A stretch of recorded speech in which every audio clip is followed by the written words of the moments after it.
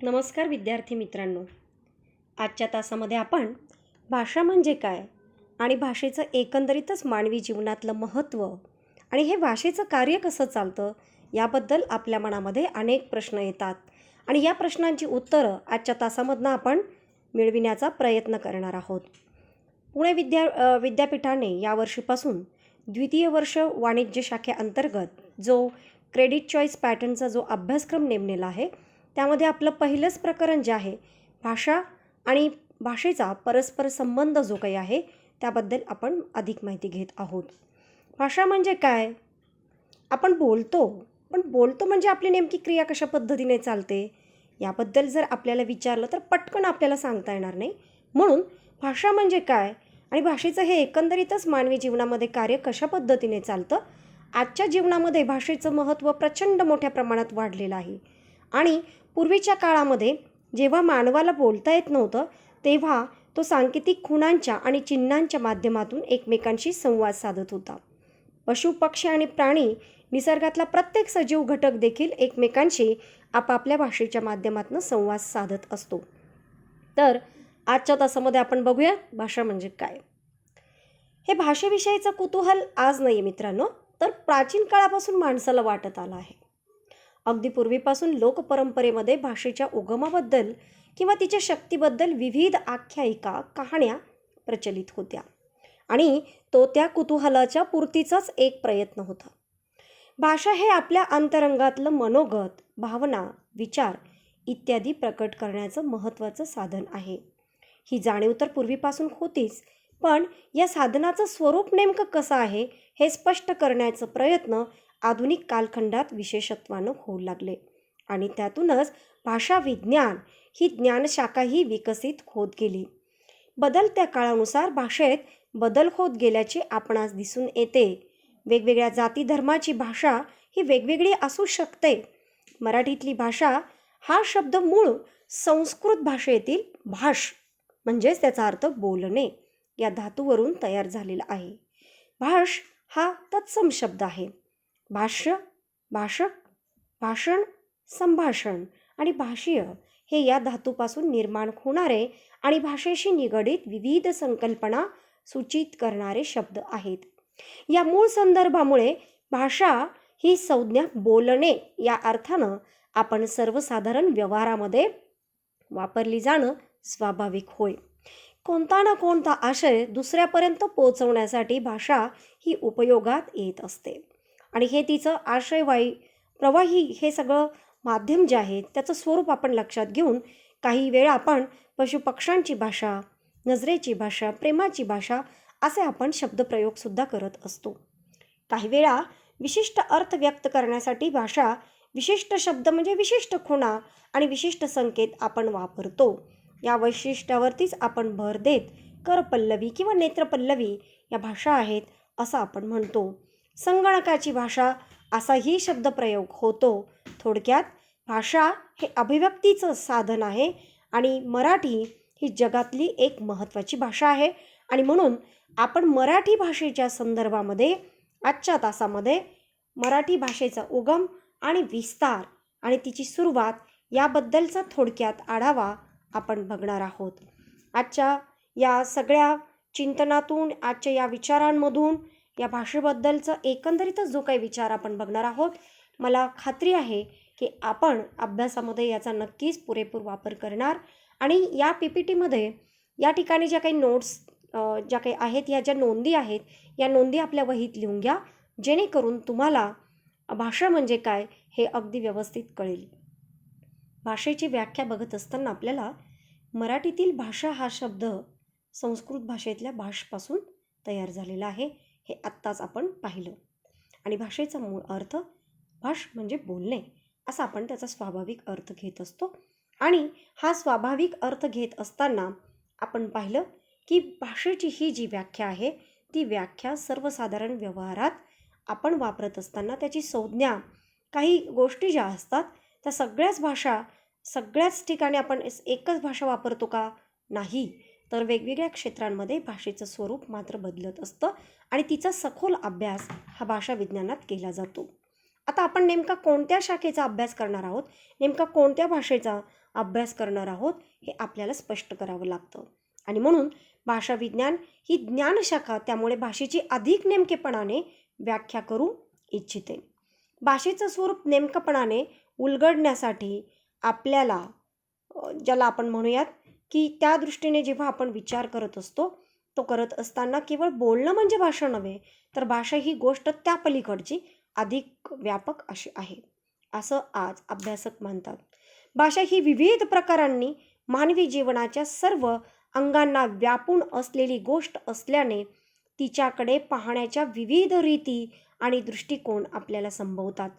साहजिकच तिच्या व्याख्याही निरनिराळ्या प्रकारे केल्या गेल्या आहेत.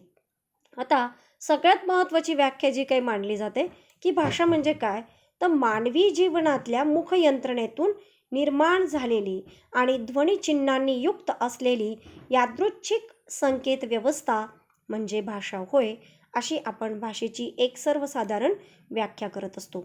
म्हणजेच काय, तर आपलं जे मुखविवर आहे आणि या मुखविवरामध्ये म्हणजे आपल्या तोंडावाटे जे ध्वनी बाहेर पडत असतात, हे बाहेर पडत असताना आपल्या नाकातोंडातल्या वेगवेगळ्या अवयवांशी या ध्वनींचा संपर्क आल्याने त्या त्या ठिकाणी त्या ध्वनींची निर्मिती होत असते.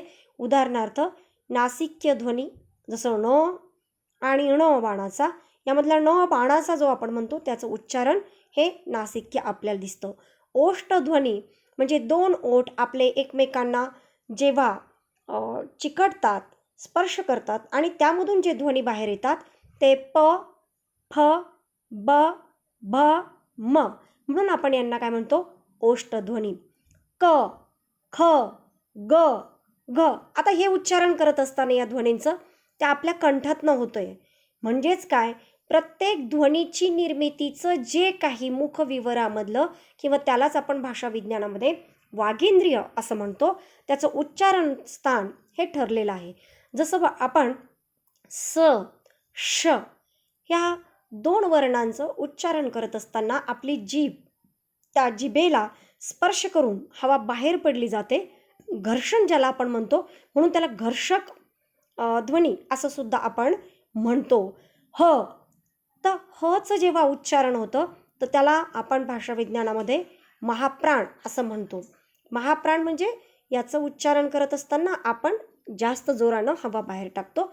तर हे प्रत्येक ध्वनींचं उच्चारण स्थान हे आपल्याला वेगवेगळ्या ठिकाणी झालेलं दिसून येतो. म्हणून मानवी मुखयंत्रणेतून निर्माण झालेली ध्वनिचिन्हांनी युक्त असलेली, आता ध्वनिचिन्हांनी युक्त असलेली म्हणजे काय, अ पासून क्षज्ञपर्यंत प्रत्येक ध्वनींना प्रत्येक वर्णासाठी आपण भाषेमध्ये प्रत्येकासाठी एक एक चिन्ह योजन केलेलं आहे.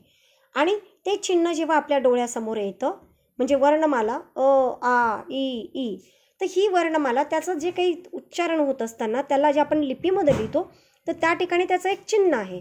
उदाहरणार्थ अ, ब, म, तर यांचं प्रत्येकाचं उच्चारण आणि त्याचं प्रत्येकातलं लिपीमधलं जे काही स्थान आहे हे स्वतंत्र असल्यामुळे ध्वनींच्या निर्मितीच्या माध्यमातून एवढा मोठा आपण भाषेचा जो व्यवहार करत असतो तो करत असताना कुठेही गडबड होत नाही. त्याचं कारण प्रत्येक वर्णासाठी प्रत्येक ध्वनीसाठी आपल्याकडे स्वतंत्र अशा प्रकारची चिन्ह व्यवस्था आहे.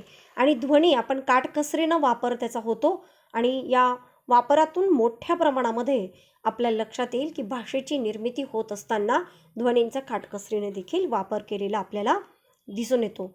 आता ह्या सगळ्या वरील व्याख्येच्या आधारे आपण असं म्हणू शकतो की भाषा ही एक संकेत व्यवस्था आहे.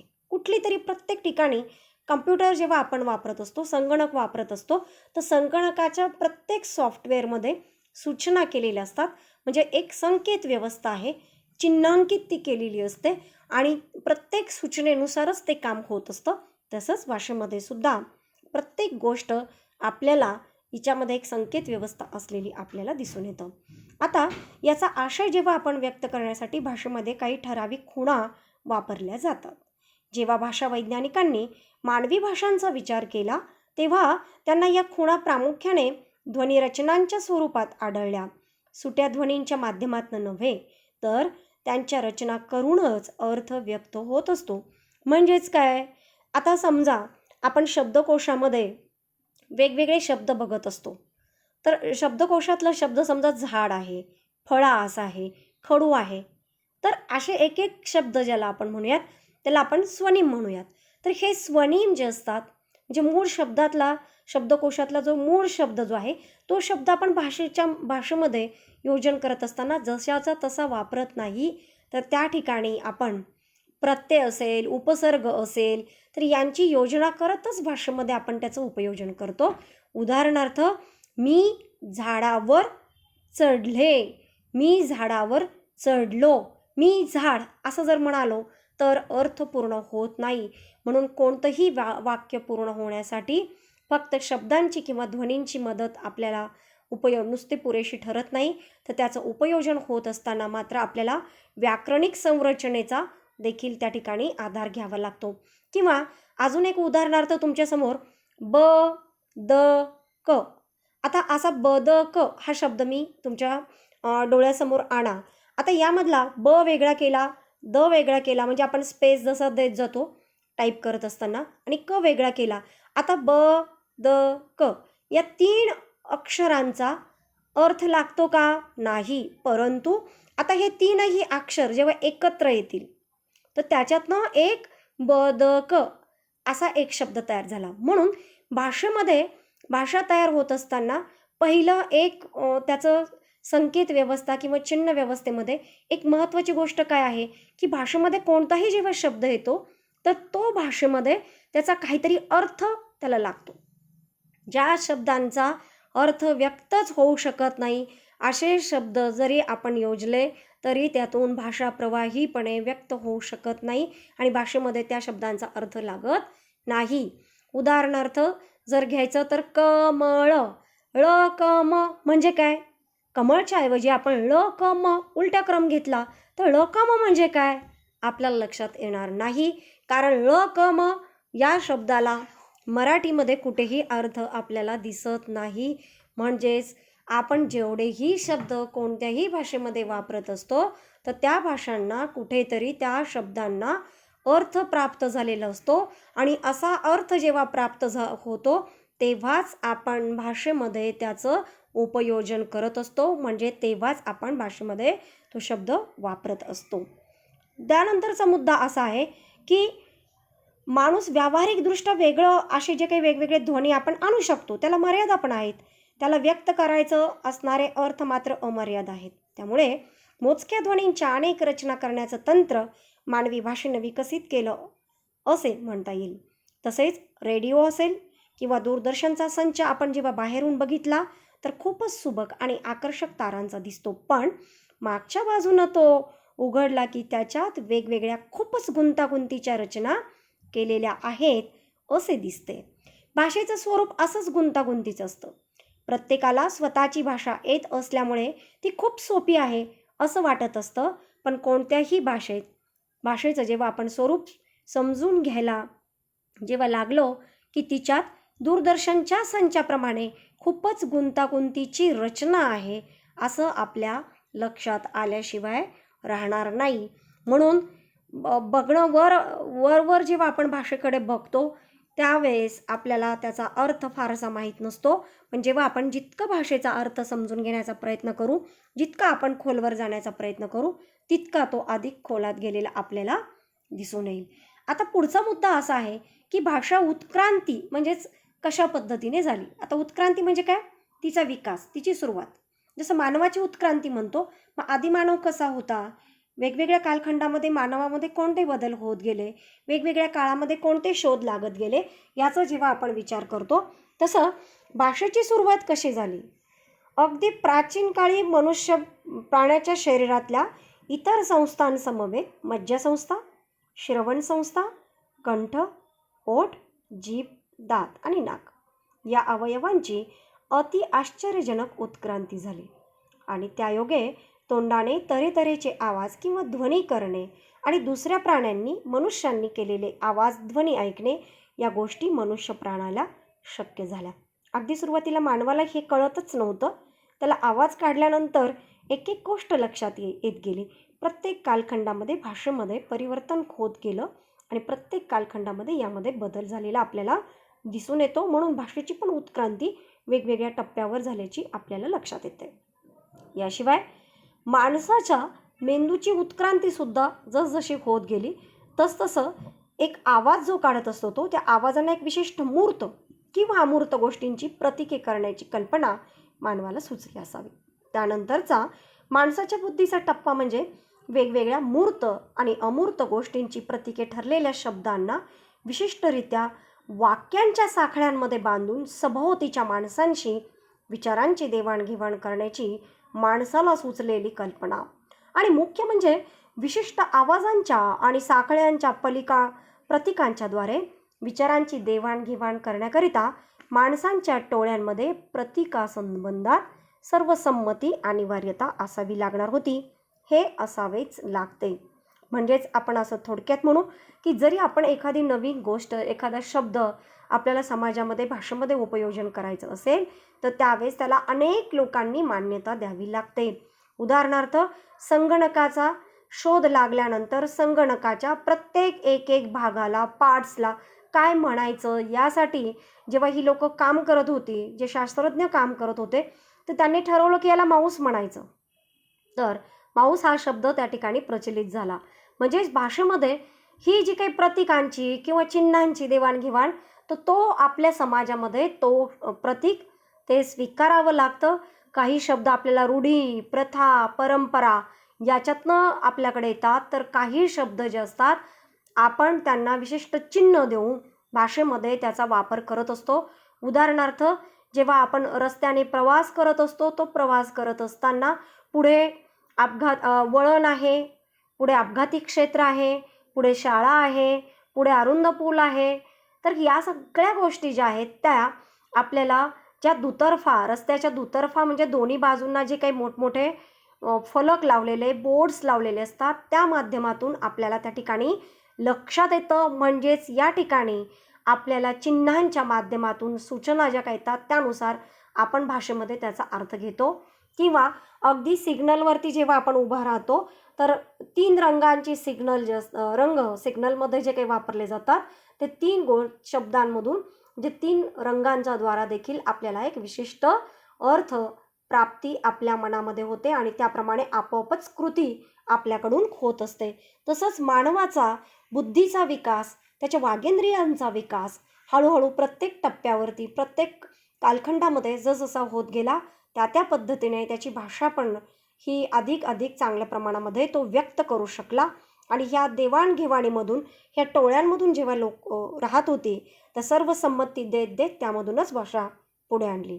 आता ह्या टोळ्यांमधले शब्द आणि भाषेचं व्याकरण याबाबतची सर्वसंमतता गरजेपायी हळूहळू कशी तयार झाली असावी ही तर एक खूप कल्पना म्हणजे खूप मनोरंजक गोष्ट आहे. कारण कुठल्याही टोळीमधली ती सर्वसंमता कुठल्याही काळी टोळीतल्या अग्रणींच्या सभा भरवून टोळ्यांनी ठरवलेल्या नव्हत्या. कालोघात वेगवेगळ्या भाषांमधलं व्याकरण हळूहळू ठरत गेलं. वेगवेगळे शब्द हे प्रचारात आले. काही शब्दांचे अर्थ बदलले आणि काही प्रचलित शब्द अप्रचलित झाले. भाषांमधले शब्द आणि व्याकरणसुद्धा दोन्ही गोष्टी कालोघात आणि वार्यता हळूहळू बदलत असतात. म्हणजे काय, आता सुरुवातीच्या कालखंडातला हा जो आदी मानव होता तर प्रत्येक वेळेस हा मानव काही असं ठरवत नव्हता की नाही चला आपण बसूयात आणि आज भाषेमध्ये आपल्याला हे शब्द आणायचे आहेत आणि याचं उपयोजन आपल्याला शिकायचं, असं नाही झालं. काही लोक एकत्र आली, ह्या शब्दाला काय म्हणायचं तर त्याला जो सुचला तो शब्द आला, भाषेमध्ये तो रूढ होत गेला आणि पुढच्या पिढ्यांमध्ये सुद्धा तो पोहोचला. अशा पद्धतीने एका परंपरेकडून एका समाजाकडून दुसऱ्या समाजापर्यंत तो शब्द पोहोचत गेला. आणि काही व्याकरणिक भाग ज्याला आपण म्हणूयात तो सुद्धा काळानुसार त्याच्यामध्ये हळूहळू बदलत गेला. हा सगळा जो काही अभ्यास असतो तो आपण जे विद्यार्थी ऐच्छिक स्तरावरती मराठी विषय निवडतात, भाषा विज्ञान या विषयामध्ये आपण त्याच्यामध्ये सविस्तरपणे अभ्यास करत असतो आणि भाषा वैज्ञानिक शाखेमध्ये भाषेचं उपयोजन आणि त्याचं एकंदरीतच कार्य आपल्याला अधिक खोलात जाऊन अभ्यासावं लागतं. या ठिकाणी फक्त आपण भाषा ही कशी हळूहळू प्रत्येक काळामध्ये टप्प्याटप्प्यावरती कधी लोक एकत्र आली कधी नाही आली, परंतु त्यांनी काही शब्द सुरुवातीला घेतलेत. म्हणजे याला कावळाच म्हणायचं, याला चिमणीच म्हणायचं. हे का ठरलं तर काही जणांनी याला ठरवलं की याला चिमणीच म्हणायचं, कावळाच. आज आपण अनेक वर्षांपासून जी भाषा आलेली आहे चिवकाऊची गोष्ट अगदी 12व्या शतकामध्ये लीळाचरित्रामध्ये चिवकाऊची गोष्ट असा एक दृष्टांत आहे. आजच्या काळामध्ये सुद्धा आपण चिव आणि काऊ हे विशिष्ट जे पक्ष आहेत त्या पक्षांची आपण नावं बदलली आहेत का? नाही. त्याचं कारण परंपरेनुसार आपल्याकडे जे शब्द आलेले आहेत ते आपण काळामध्ये जशाच्या तसा आपण स्वीकारतो. परंतु मित्रांनो, ज्यावेळेस भाषेमध्ये काही शब्द जे असतात काळाच्या ओघामध्ये जेव्हा समाजामध्ये खूप मोठं परिवर्तन होतं, खूप मोठे बदल होतात, तर काही शब्द जे असतात ते आपोआप जेव्हा वापरात येत नाहीत, ज्याचा आपण वापरत नाही, तर ते आपोआप शब्द बाजूला निघून जातात. आता उदाहरणार्थ धान्याची कोठी जी होती, कणगी ज्याला आपण म्हणायचो, ती एक मातीची मोठी कणगी, भरपूर अशा प्रकारचं धान्य, त्यामध्ये क्विंटलभर धान्य हे त्या ठिकाणी साठवणूक केली जायची. आज आपल्या घरांमध्ये मातीच्या कोठ्या नाही आहे, तर आपल्याकडे आज लोखंडी कोट्या किंवा स्टीलचे मोठे मोठे डबे, कितीतरी सोयी आता धान्य ठेवण्यासाठी नवीन सुविधा किंवा तंत्रज्ञान याचा वापर आपल्याकडे आज होतोय. पण त्या काळामधली ती योजना होती, त्या काळात अशा सुविधा नव्हत्या. तर त्या काळामधल्या शब्दांना किंवा आता दार लावण्याच्या अगोदर पूर्वीच्या काळी अगदी खूप मोठी मोठी कुलप लावली जात नव्हती. एकच दार असायचं आणि दार आतून लावल्यानंतर दोन्ही बाजूंनी त्या भिंतींना खोल असा खड्डा असायचा आणि त्या ठिकाणी एक असं लाकूड जे आहेत आडवं मोठं, ते लाकूड हळूहळू बाहेर आणत त्या दुसऱ्या मोठ्या छिद्रापर्यंत किंवा ज्याला आपण म्हणूयात मोठ्या त्या होलपर्यंत, खड्ड्यापर्यंत ते आतमध्ये सरकवलं जायचं. हे तुम्ही ग्रामीण भागामध्ये आजही काही ठिकाणी बघितलं असेल, तर त्याला काय म्हटलं जायचं? आगळ. आता आजची जी घरं आहेत या रचनेमध्ये आगळ कुठे आहे का? नाही. परंतु आगळ हा शब्द मात्र आपल्याला माहिती आहे, कारण अनेक वर्ष तो आपल्या भाषेमध्ये ठाण मुक्काम होतं त्याचं. म्हणून तो शब्द आपल्याला माहिती आहे, पण आज तो शब्द आपण वापरत नाही आहे, कारण आज आगळ जे आहे त्याची निर्मितीच बंद झालेली आपल्याला दिसते. म्हणून भाषेमध्ये काही शब्द त्या त्या कालखंडामध्ये त्याची गरज, त्याची निर्मिती म्हणून येतात आणि जेव्हा त्याची गरज संपली जाते तेव्हा ते शब्द बाजूला जाऊन थांबतात. आणि आजची भाषा जेव्हा आपण विचार करतो तर प्रत्येक कालखंडामध्ये मराठी भाषेवरती वेगवेगळ्या भाषांचं आक्रमण झालेलं आपल्याला दिसून येईल. आणि भाषेचा जेव्हा आपण अभ्यास करतो तेव्हा आपल्याला हा अधिक खोलामध्ये जाऊन विचार करता येईल. परंतु मराठी भाषेवर अरबी, फारसी, पोर्तुगीज, फ्रेंच, जर्मन, रशियन, संस्कृत, प्राकृत आणि इंग्रजी, मराठी, हिंदी अगदी वेगवेगळ्या सगळ्या भाषांमधले शब्द आपल्या मराठी भाषेमध्ये आपल्याला दिसून येत आहेत. आणि या सर्वांमधून आजची प्रमाण मराठी भाषा आपण बोलत असतो. तर काळाच्या ओघामध्ये काही शब्द येतात आणि काही शब्द निघून जातात. पुढचा मुद्दा, लिपी किंवा उत्क्रांती. यानंतर पुढचा जो काही विकास झाला आहे भाषेचा, आदिमानव जो होता तो फक्त बोलायला शिकला. पण फक्त बोलून आपण ते शब्द जे आहेत, आपण जेव्हा वाक्य उच्चारत असतो किंवा मी तुमच्याशी आत्ता बोलतीये, तर आत्ता इतकं तंत्रज्ञान उपलब्ध आहे की मी काय बोलते तुम्हाला दुसरीकडे ते टाईप होतं किंवा बोलल्यानंतर वेगवेगळ्या भाषांमध्ये आपल्याला त्याचं कन्व्हर्शन, म्हणजे ज्या भाषेमध्ये आपल्याला पाहिजे ती भाषामध्ये आपल्याला त्याची लिपिबद्धता साठवता येते किंवा मुद्रणाच्या माध्यमामधून आपण ती साठवू शकतो. मानवाला ही गोष्ट जेव्हा समजली की नुसतं बोलून नाही तर हे आपण लिहून ठेवलं पाहिजे, त्याच्यातनंच लिपीचा शोध लागला गेला. लिपी म्हणजे काय? त्या शब्दांची एक बद्धता लिखित स्वरूपामध्ये आपण करून ठेवत असतो. आता मराठी भाषेची देवनागरी लिपी जी आहे ती लिपी आहे. आता काही भाषा याच्यामध्ये फक्त बोलभाषा आहेत, म्हणजे त्यांना लिपी नाही आहे स्वतःची. अशा खूप भाषा आहेत मराठीमध्ये बोलीभाषा की त्या स्वतःची त्यांची लिपी नाही आहे. आदिवासी भाषा आहेत अशा, तर त्यांना लिपी नाही आहे, परंतु त्या फक्त बोलल्या जातात आणि विचारांच्या शब्द प्रतीकांशी त्या सुसंगत अशी लेखी चिन्ह किंवा प्रतीकं त्या भाषांमध्ये नाही आहेत. शब्द प्रतीकांशी सुसंगत लेखी चिन्ह किंवा प्रतीकं म्हणजे भाषांच्या लिप्या तयार करण्याची कल्पना पुरातन काळी कोणत्या तरी एखाद्या कल्पक माणसाला ज्या दिवशी प्रथम सुचली तो दिवस चाक तयार करण्याची कल्पना माणसाला सुचलेल्या दिवसा इतकाच महत्त्वाचा खास आहे. म्हणजेच काय? ज्या दिवशी चाकाचा शोध लागला आपण असं म्हणतो, तर मानवाचा विकासाकडे कल झुकू लागला. मानवाच्या उत्क्रांतीचा इतिहास आपण जेव्हा अभ्यासत असतो तर हा विज्ञानाचा शोध जसजसा लागत गेला ना मित्रांनो, तसतसा विज्ञान प्रगत होत गेलं, नवनवीन वेगवेगळे शोध लागले आणि या शोधांमधूनच मानव प्रगत होत गेला. तसंच ज्या दिवशी एखाद्या पूर्व आपल्या मानवाला ही गोष्ट कळाली असेल, यात कल्पना आली असेल की नाही आज मला लिपी पण येतीये, मी हे शब्द फक्त बोलू शकत नाही, तर मला हे लिहून ठेवायची आहे. मग सुरुवातीच्या काळामध्ये त्याला चित्रलिपी सुचली. बघा, आपली मंदिरं असेल, आपल्या लेण्या असेल, तर त्या ठिकाणी वेगवेगळी चित्र जी आहेत, वेगवेगळे प्रसंग आहेत. रामायण असेल, महाभारत असेल किंवा बुद्ध काळातल्या सम्राट अशोकाच्या काळातले काही आपल्याला वेगवेगळे दृश्य आहेत. तर अशा लेण्या पाहत असताना आपण जे काही प्रसंग पाहतो, म्हणजेच काय, माणसांनी त्या चित्रांमधून पुढच्या पिढ्यांसाठी काही संदेश दिलेले आहेत किंवा काही प्रसंग त्या ठिकाणी कोरलेले आहेत.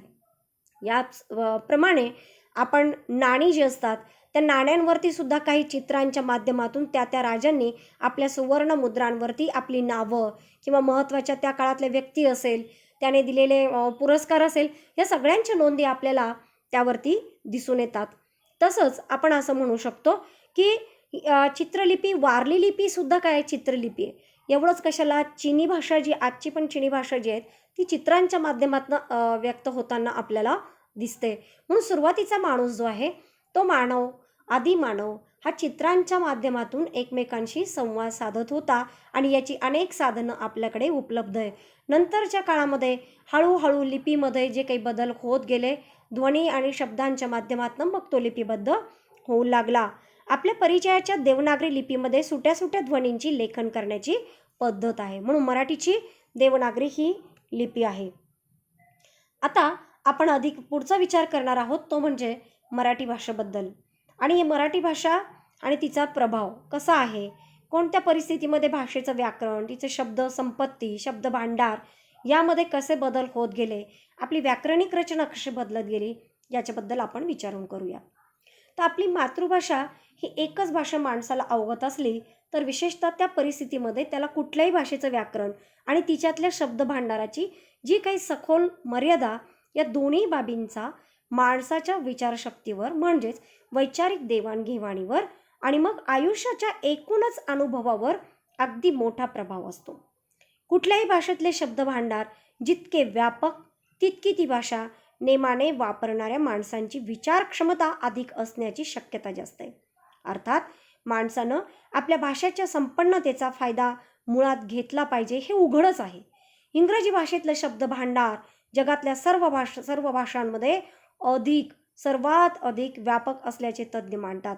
असं असूनही माणसांच्या आयुष्यात ज्या अनंत सूक्ष्मरित्या भिन्न घटना घडत असतात त्यांचं शब्दांनी नीट वर्णन करायला इंग्रजी भाषेतलेही नाम, सर्वनाम, विशेषणं आणि क्रियाविशेषणं ही तोडकी ठरतात. मग माणसं नाईलाजाने किंचित, जरासी, काही वेळा अशा तऱ्हेची विशेषणं, क्रियाविशेषणं, विशेषणांना आणि क्रियाविशेषणांना जोडून वेळ भागवून नेत असतात. भाषांच्या वर लिहिलेल्या वेगवेगळ्या मर्यादा अस्तित्वात असूनही आपण माणसे इतके विचार आणि इतरांशी विचारांच्या इतक्या देवाणघेवाणी करू शकतो, हे खूप मोठं आश्चर्यकारक आहे. थोडक्यात भाषा आपण जेव्हा योजन करत असतो तर काही भाषांमध्ये मर्यादा देखील अनेक असतात, परंतु या मर्यादांवर देखील आपण बोलीभाषेमधून आपल्या व्याकरणिक अंगानं सुद्धा काही मर्यादा दूर करून मनुष्य एकमेकांशी संवाद साधत असताना आपल्याला दिसत असतो. भाषेमध्ये बऱ्याचदा इंग्रजी भाषेमध्ये अनेक गोष्टी सुचवत असताना त्या ठिकाणी मर्यादा आपल्याला दिसतात, परंतु ज्या काही मर्यादा येत असतात त्या मर्यादा बोलत असताना किंवा लिपीमध्ये सुद्धा कमीत कमी दुसऱ्यांपर्यंत अर्थ कसा पोहोचू शकेल एवढा विचार नक्कीच कुठलीही भाषा आपल्याला करताना दिसते. थोडक्यात आपण आजच्या तासामधून हा विचार केला की भाषा म्हणजे काय, भाषेचं एकंदरीतच कार्य काय, भाषेची ही वेगवेगळे क्षेत्र आणि त्याचं एकंदरीतच प्रभाव कसा असतो. तर हा यातला जो काही मजकूर आहे यातला बराचसा भाग मी संपादित स्वरूपामध्ये मला जो उपलब्ध होता तो मी या ठिकाणी घेतला आणि या माध्यमातून मी तुमच्याशी संवाद साधलेला आहे. पुढच्या तासामध्ये आपण अजून सविस्तर भाषेचं एकंदरीतच परस्पर संबंध, भाषेचे कार्य, त्याचं क्षेत्र, त्याची व्याकरणिक रचना याबद्दलचा थोडक्यात विचार करणार आहोत. तर आजच्या तासामध्ये आपण इथे थांबूया. मी तुमची रजा घेते. धन्यवाद.